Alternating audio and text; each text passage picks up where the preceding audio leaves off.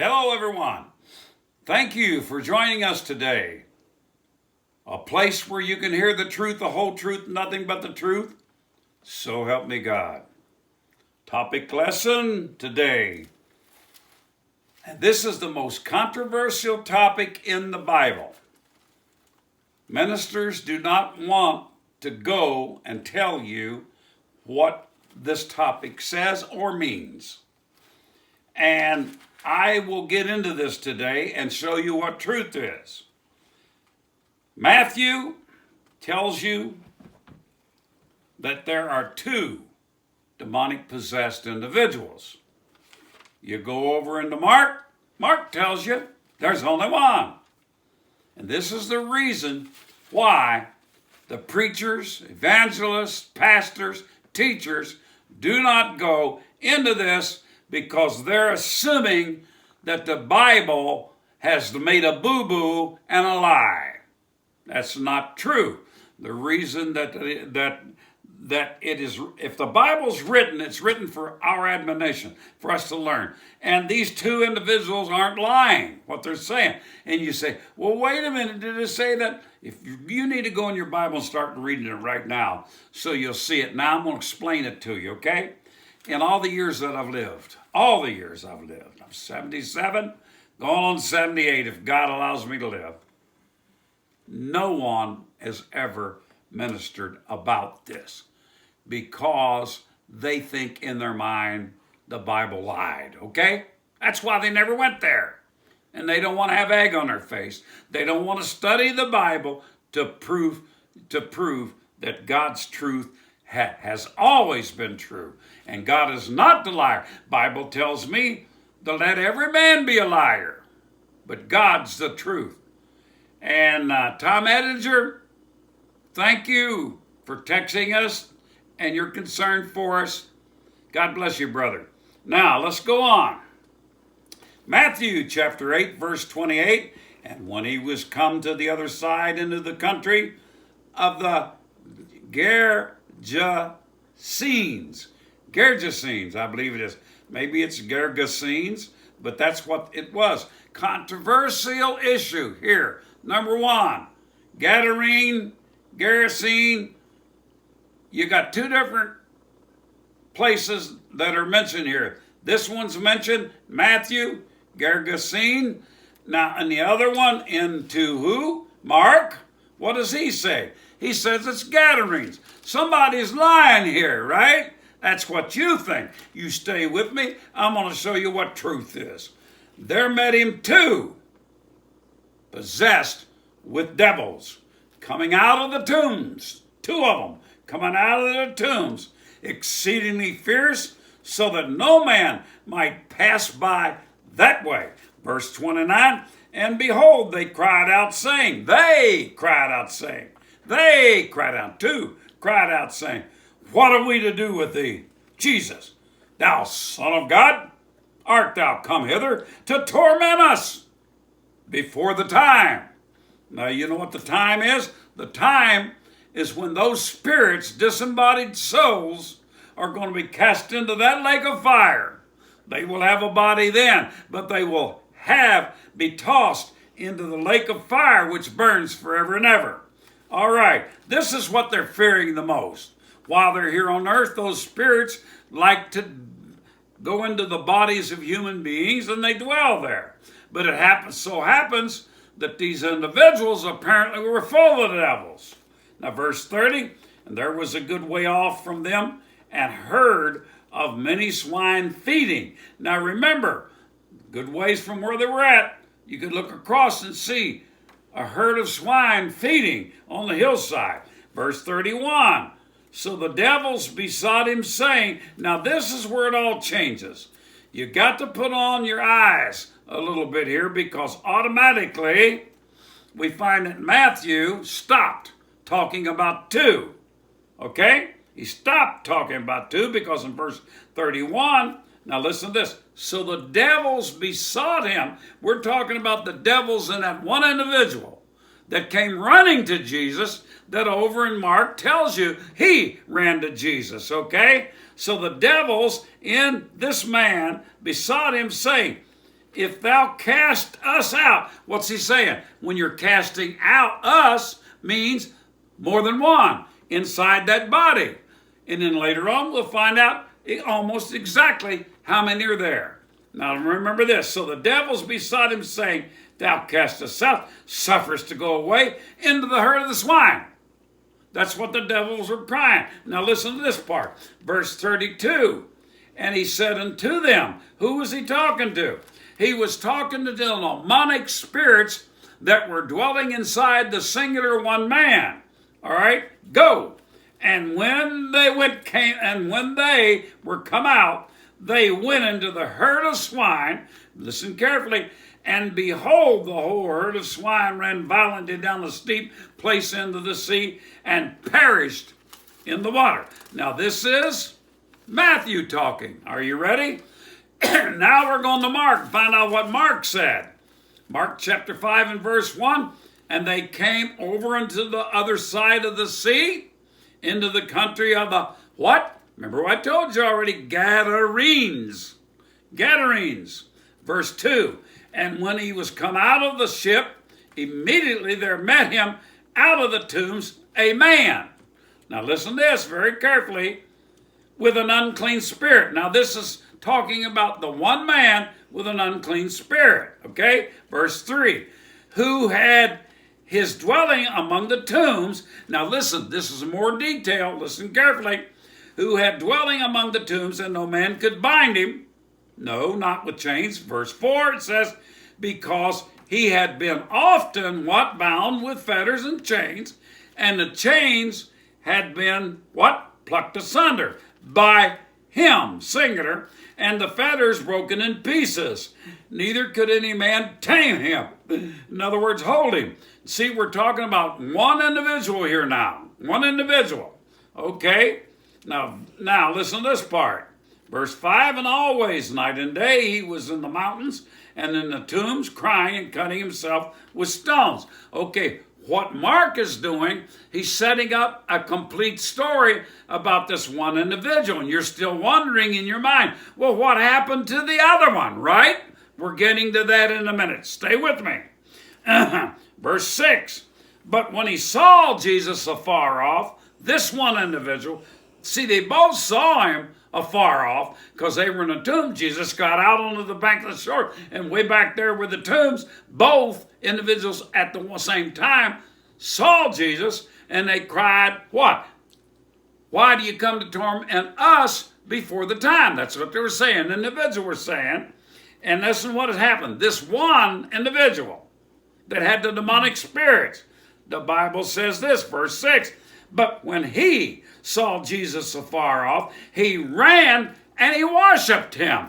Okay, he gave Jesus homage. Now, all of a sudden, where'd the other guy go? Think about it. Well, let's go on. Verse 7, and cried with a loud voice and said, what have I to do with thee, Jesus, thou Son of the Most High God? He knew who he was. So did the other one. You got that? The other one knew it too.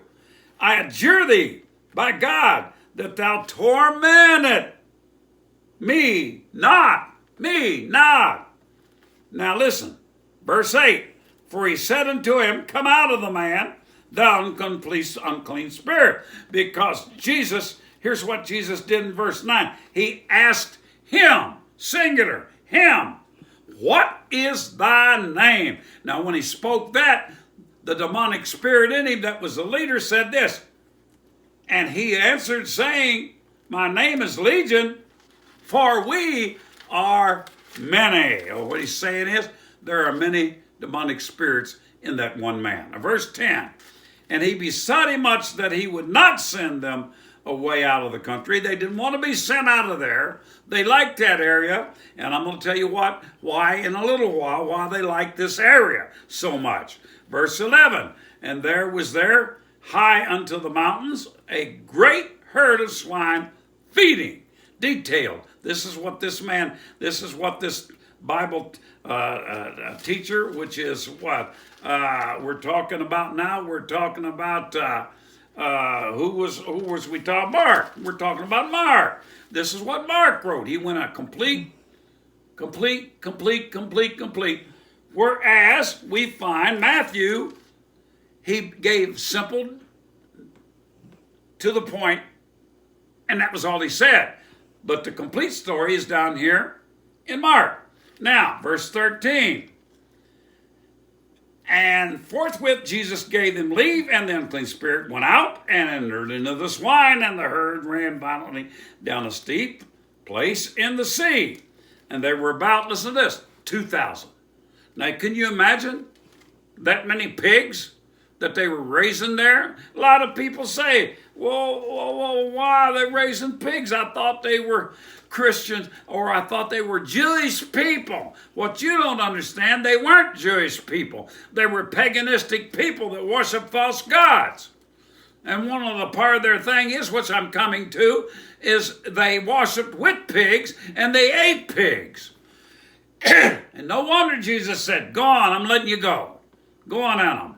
Okay, another thing too, number 2, can demonic spirits go into animals? What did I just read you? And a pig is not a dumb animal. Okay, let's go on. That's a sidebar. Okay, and forthwith Jesus gave them leave. Who did he give leave to? He gave the spirits leave to come out of the man. And the unclean spirits went out, right, and entered into the swine, and the herd ran violently, it says, down a steep place into the sea, and they were about 2,000 and were choked in the sea. Drowned, choked, died. These demonic spirits purposely ran them down there and to die so that they could kill them out. And when they killed them out, because they had no body, they're disembodied souls, so they had to leave that they could go into other people. They had plenty of sinful people there. They could go into them. All right. The country of the Gergesenes is a place on the eastern side of the sea. Now remember what I'm telling you. This is very important. I'm giving you detail. I'm giving you proof. Place on the eastern side of the Sea of Galilee at some distance to the ancient Decapolis cities of Gadara. Gadarene, remember? Gadara. Gerasenes means those who come from pilgrimage or fight. That's the definition of the title. Many New Testament manuscripts refer to the country of the Gadarenes, or Gerasenes rather, and also the Gergesenes.